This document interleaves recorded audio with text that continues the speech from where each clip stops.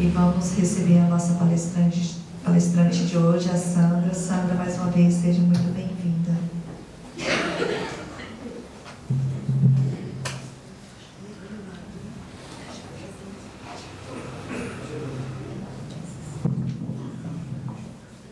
Boa noite. Boa noite.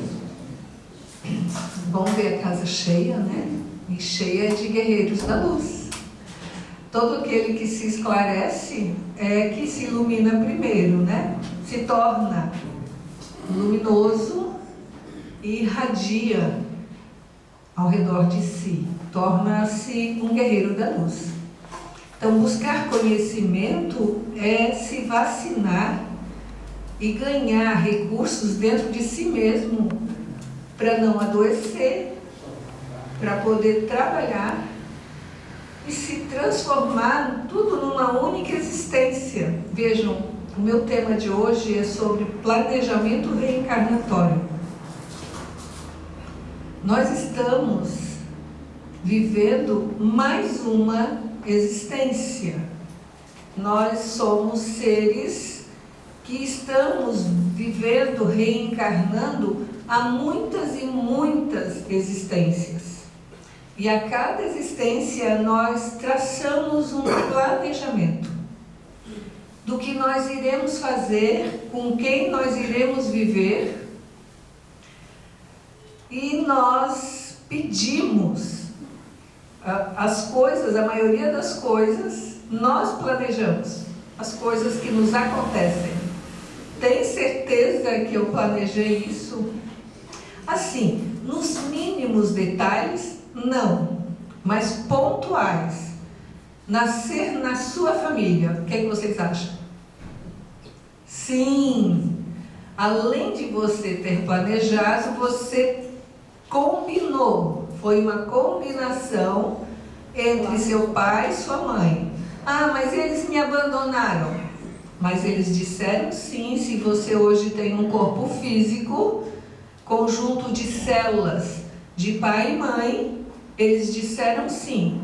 E a experiência que você tinha que passar era essa. Outra coisa, todos os fatos da nossa vida foram planejados? Todos não. Os pontuais. E muitos dos casos, assim, a gente vê que as pessoas mudam, de repente, um planejamento reencarnatório. E dá um baita trabalho aos mentores espirituais, aos nossos anjos de guarda, para poder ir lá e dar um jeito. Por exemplo, era para a gente estar vivendo, e aí os espíritos falaram, vejam só, para Kardec é atualíssimo, quando duas pessoas, eles não falaram assim, um homem e uma mulher, quando duas pessoas assumem o compromisso de criarem uma criança, eles assumiram isso. E você pode estar, um no Canadá, outro não sei aonde, e acontece de vocês se encontrarem para que aquela criança que você vai adotar ou que foi gerado, para que ela venha, dá-se um jeito e se encontra. Dá uma calamidade, dá uma tempestade, dá uma enchente, mas vocês se encontram. Vejam só, aqui em Balneário Camboriú, quantas possibilidades que a gente tem de uma pessoa encontrar uma outra e ali vierem a gerar uma criança. Quantas possibilidades de quantas pessoas. Mas parece que por um encantamento, quando você olha aquele que foi planejado para você ser o casal que queria, ou os dois, o caso de adotar uma criança, existe um encantamento irresistível da atração kármica. Como que é isso? Onde está registrado essa atração kármica? Em você. Quando você anda pelo mundo, assim, cabecinha ao vento, livre, leve, solto, você não sabe, mas você registrou no seu campo, todo esse campo aqui, que é um campo bioenergético, está registrado os principais eventos que irão acontecer, e conforme o seu pensamento, os seus sentimentos, você vai atraindo pessoas, coisas e fatos que você terá que encontrar para que você cresça, para que você evolua. E aí, todos os fatos que acontecem são fatos positivos? Não. Primeiro que parecia que ia ser um príncipe, mas de repente se torna um sapo. A mesma coisa ao contrário, parecia que ia ser uma princesa. Porque existe um encantamento inicial e aquela lei da atração, igual a cobra encantando, sapo assim, venha, venha. A criança que está para vir também está ali.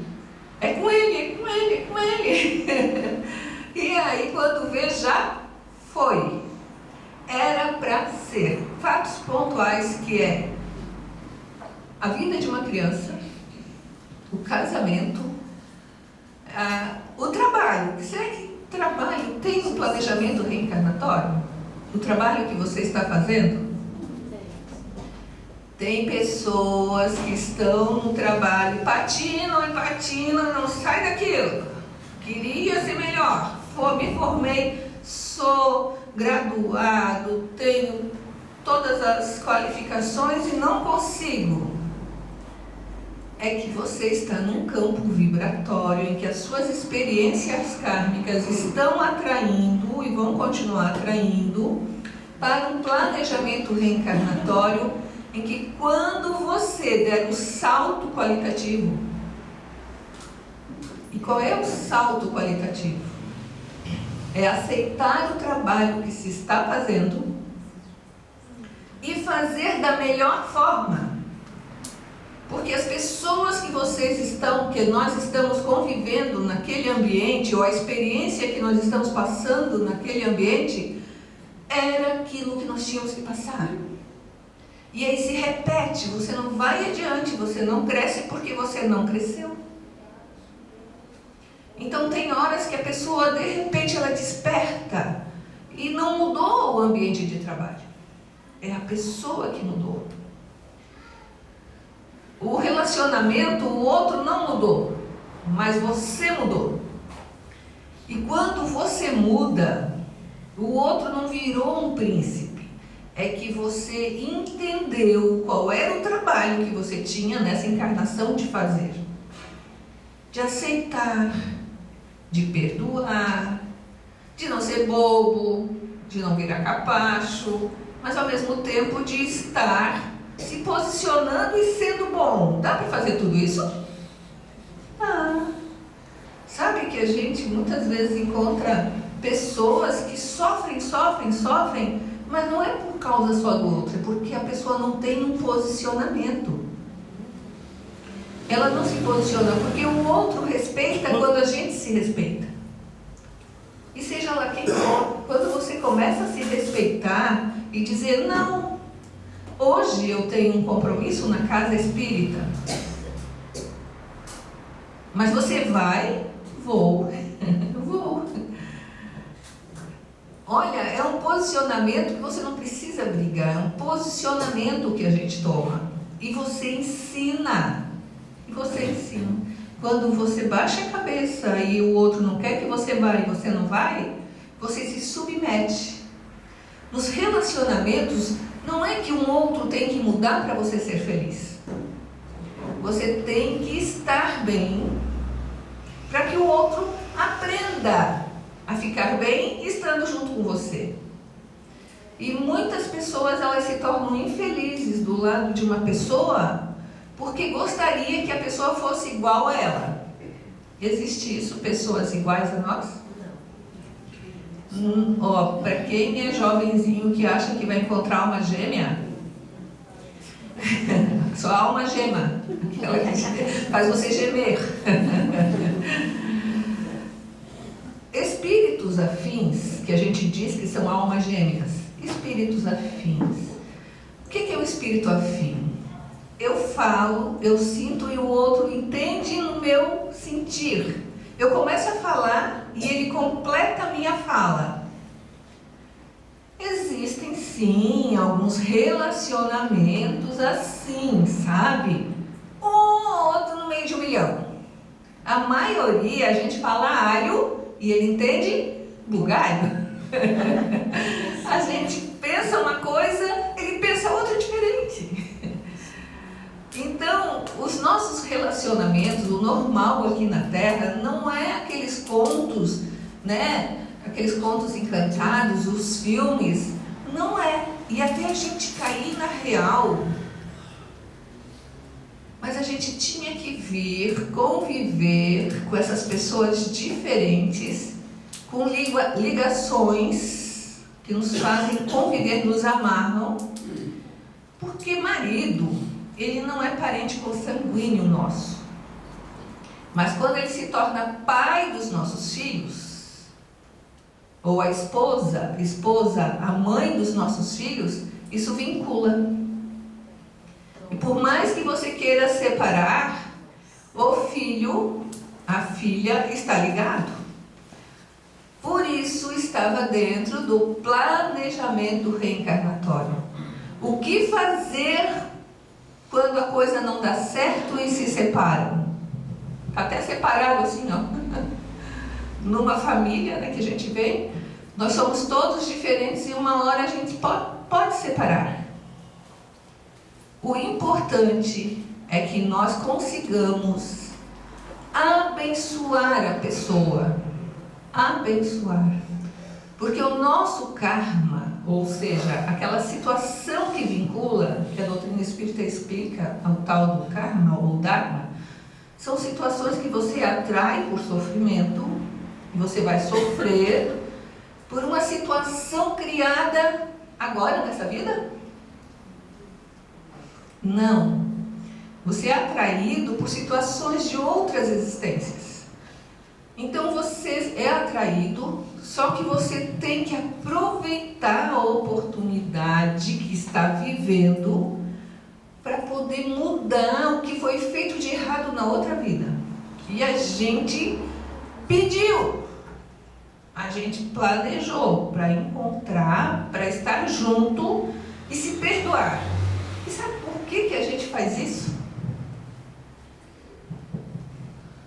Para que a gente possa se desligar, depois de desencarnado, dos vínculos que a gente cria com as pessoas que a gente prejudica. Então, se você não abençoa, se você não solta, se você não edifica, o que vai acontecer? Vai voltar. E vai voltar. E vai voltar. Vinculados à família sanguínea, ligadas por sangue, sabe por que Deus fez essa lei de reencarnar pessoas com problemas de perdão na mesma família? Porque se você fosse ter que conviver com uma pessoa que lhe matou, lhe roubou, que traiu você, você iria buscar ela lá na rua para viver com você? Não. Aí vem como?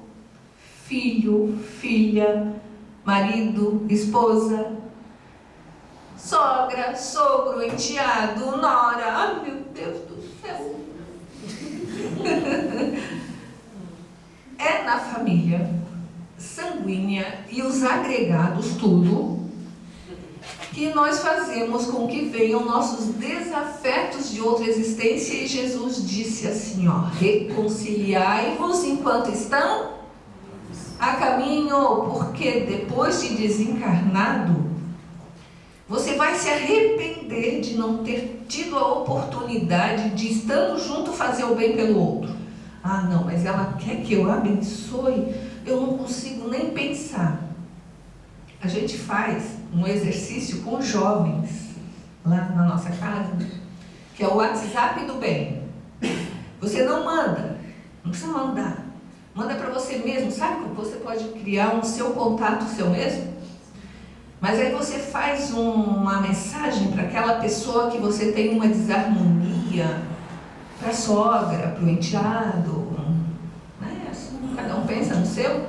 Manda um WhatsApp do bem que você o ama, que você o perdoa, que ele é uma pessoa maravilhosa, uma pessoa bondosa, mas ele não é nada disso. Como é que eu vou falar? Em essência, a pessoa é. Em essência, lá na alma dela, igual uma sementinha de uma laranja. A sementinha da laranja vai dar um frondoso pé de laranja. Tá ali, tudo para ser. Só que ainda não é, tadinho. Aí você pega, também tem um outro exercício, o voodoo do bem. Em vez de você ficar espetando a agulhinha e desejando mal para aquela pessoa que você está em desarmonia, faça coraçõezinhos ligados a essa pessoa, desenhinho, pega uma foto da pessoa. Ah, meu Deus, ela está ensinando a fazer o feitiço. A gente bota ali e começa a colocar todos os desejos de bondade para aquela pessoa despertar, para que nessa existência ela possa ser uma pessoa amorosa, uma pessoa correta, honesta, trabalhadora, uma pessoa diferente muitas vezes do que ela é. E funciona? Para você funciona muito bem. Você começa a jogar sentimentos de bondade para outra pessoa e você lá no fundo, você, como se você pedisse perdão internamente. Esse exercício do WhatsApp do bem, tem um jovem que disse que no 3º WhatsApp a pessoa entrou em contato com ele. Você fazendo o tal do voodoo do bem, e isso são coisas dos jovens, sabe? Que eles gostam de fazer. Eles dizem que a pessoa liga, porque a pessoa que você começa a desejar uma coisa boa, pedir em nome de Deus para aquela pessoa e mandar pensamentos bons, ela recebe. Quem é que sabe daqui que existe um tal poder que nós temos, mas que a gente não usa a nosso favor, da tal da telepatia? Todos nós temos essa capacidade, só que a gente usa para quê? Ficar de trás da pessoa, atrás do ônibus e reparando e falando um monte de coisa mentalmente. Faz isso, a tal do pensamento teleguiado, o pensamento desejando o bem, o amor, a bondade, a vontade de viver, a energia por detrás da nuca da pessoa que está no ônibus ou andando na sua frente para você ver. A primeira pessoa que se torna um cavaleiro da luz é você. Você se torna tão encantadoramente luminoso e bondoso porque você começa a exercitar de você mesmo uma emissão de pensamento que anula tudo que é de negativo. Que daí você começa a não atrair mais tantos problemas reencarnatórios. Você anula, porque se você começa a abençoar e a desejar o bem, se aquilo vinha para você, não encontra o endereço, você está tão iluminado que o mal não lhe acha. Oh, cadê? Não está. Você está iluminado.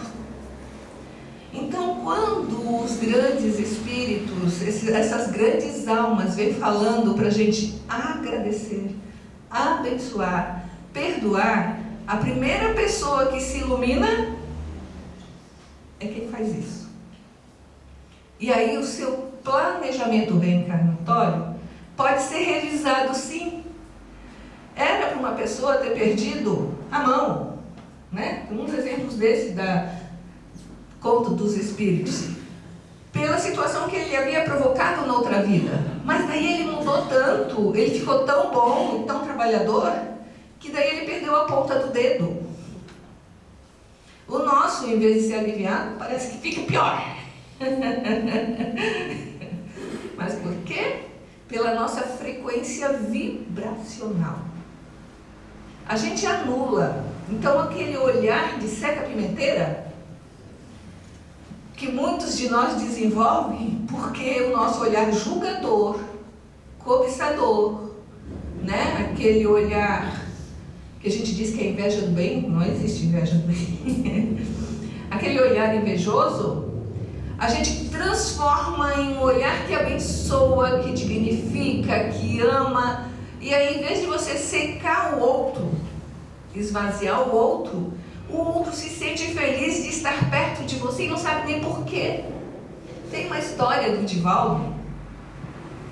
O Divaldo conta o seguinte, e eu vou contar essa história para encerrar minha fala, que já está acabando o tempo. Quando tá, fica bom. Então estava o Divaldo trabalhando na repartição que ele trabalhava, quando foi trabalhar com ele uma moça feia. O Divaldo, meu Deus, eu devo estar ficando obsediado. Eu, um espírita, olhar para uma pessoa e olhar para ela e dizer, uma moça feia.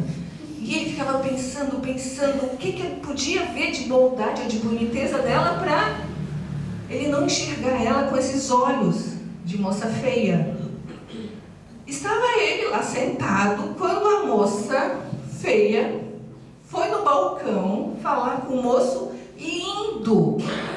Gente, lindo, pense cada um homem lindo. Ele disse que ele ficou lá sentado, curioso, eles falavam, e no final, quando ele estava indo embora, ele deu um beijo nela. Meu Deus do céu, ela enfeitiçou ele. Tudo isso o Divaldo pensando. Vejam, gente, espírita, pensa e julga. Aí ela chegou para ele e disse assim, Divaldo, você viu meu namorado? Meu Deus, se eu vi. Você quer saber como é que eu conheci ele? Pois se ela não me conta, eu não ia dormir naquela noite. Espírita não é curioso. Então ele fala mostrando que nós ainda estamos no caminho da evolução, né? Ela disse que ela estava indo embora da repartição, isso há uns 2 meses atrás. Naquele horário, quando a gente sai do rush às 18 horas, o ônibus lotado, sempre assim. E ela disse, já que eu tenho que ir, eu tenho que ir. E foi se enfiando. E lá na frente ela viu um moço bonito. Aí ela disse assim, já que eu tenho que sofrer nesse ônibus apertado, eu vou sofrer do lado desse moço. E ficou do lado dele. E ficou conversando, e conversando, e conversando. Quando chegou na hora de ela descer, e ela ia descer antes dele, ele abriu o caminho e desceu com ela, e foi com ela até em casa. Divaldo, ele está comigo até hoje. E sabe o que é que eu descobri? Que o que faz com que ele queira estar comigo, Divaldo, é a minha fala. Pois não, é que ela se tornava bonita quando falava. Aí o Divaldo começou a achar que ela falando, ela realmente ficava bonita. Sabe aquelas pessoas que quando abrem a boca ficam feias? Pois essa Divaldo fala que ficava bonita. E as pessoas quando têm essa irradiação da beleza na fala, no olhar, mesmo feias, elas se tornam bonitas. Alguém de vocês conhece algumas feias ou feios que ficaram bonitos? Maria Teresa de Calcutá, Irmão Dulce, Chico Xavier. Exemplos de beleza? De beleza da alma. Ele disse que já aposentados, ele encontrou com ela. Não é que com o tempo, a mulher que era feia se tornou bonita? Com os coques de senhora, com aqueles óculos de vó, que vai indo com o tempo, a alma irradia sua beleza no corpo físico. Que a gente possa, numa única encarnação, se tornar guerreiro da luz. Transformar-se primeiro, porque quando você se transforma, você irradia a sua luz e parar de atrair sofrimentos, porque quando você agradece onde você está, faz o que precisa ser feito, porque existem trabalhos de toda a natureza. Na sua casa, você limpa o banheiro? Eu não. Banheiro? Olha. Quem é que, onde já se viu? Então, para quem que fica o banheiro para ser limpo? Pense bem. Pense bem. O serviço mais simples, quando você faz com amor, você destina sempre para quem? Aliás, nós temos uma questão muito difícil e que vai atraindo muito problema para nós, é uma questão de falta de amor ao trabalho. Faz só 200 anos que deixaram-se de se ter escravos, no sentido de liberação, porque existem escravos ainda, né? Mas antigamente a maioria nem se vestia, nem para colocar uma roupa, aquelas madames se colocavam para pentear os cabelos, né? Imaginem para lavar banheiro, lavar calçadas, varrer a rua. Jamais. Hoje, para a gente fazer isso sem ter vergonha, existem pessoas que elas não levantam a mão para recolher uma roupa, não enxergam uma roupa no varal. Aquilo não é para mim. Quer saber que tipo de espírito você foi na outra vida? Não precisa fazer regressão de memória. Ou você trabalhou muito à força, ou você fez muita pessoa trabalhar. Tem casos de famílias que a gente vai e limpa a casa, organiza tudo, tira tudo, limpa tudo e volta dali a 15 dias. A casa está pior do que estava antes. Aonde que está a desorganização daquela casa? Da pessoa. Quer saber como que a pessoa está? Entra na casa dela, olha a pia. Ah, mas tem muita pia. Não, mas quer saber? Entra e olha. Existem coberturas em Balneário Camboriú que você entra e que não são abertas as janelas, o sol não entra. E você já vai sentindo o padrão vibracional, pode ser a beleza que for, a escuridão, a negritude. Você pode ir num barraco, na favela, em qualquer lugar que você entra e tem uma latinha de azeite aberta ali e com uma florzinha em cima e um paninho. Porque a pobreza não é sinônimo de vibração ruim. É o descuidado que a pessoa tem com ela mesma, com o seu redor, com o seu fogão, com a sua pia, com a sua louça, o seu feijãozinho, seu quarto, a sua cama, a sua roupa. Quando você anda abençoando e você entra, você começa a iluminar, é como se a luz entrasse, você vai saneando o seu ambiente doméstico. E quando uma pessoa sensitiva entra numa casa saneada, ela já sente isso. Agora, quando a pessoa não está bem, a gente já vai sentindo isso logo que entra. Vejam bem, outra coisa maravilhosa. Os espíritos dizem que a água, essa água que nós temos na casa espírita, a água na sua casa, ela recebe as impressões das suas vibrações. O nosso corpo é 70% água. As nossas células são 70% constituídas de líquidos. Quando você pensa negativamente, se encharca de vibrações negativas, você murcha.